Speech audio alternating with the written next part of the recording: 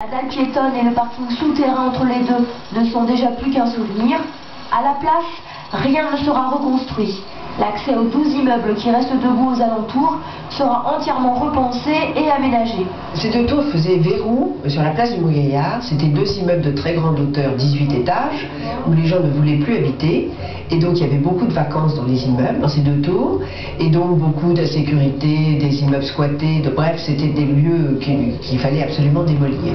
Le dimanche matin, dès 6h30, 1800 personnes devront absolument quitter leur logement.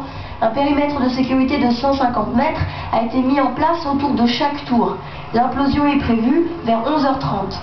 L'essentiel, c'est de dégager tout le périmètre de sécurité, c'est-à-dire autant que possible enlever les voitures dès la veille au soir ou le matin avant 8h. Et puis chacun doit quitter son logement, veiller à ce que les fenêtres, les volets s'il y en a ou les rideaux soient tirés pour éviter toute introduction de poussière éventuelle, parce qu'il y aura de la poussière évidemment. Quitter son appartement tranquillement et rejoindre soit par soi-même, soit par des navettes qui vont circuler à l'intérieur du périmètre les lieux d'accueil. 4 centres d'accueil seront ouverts dans le quartier. Le retour à la normale est prévu au plus tôt vers 15h.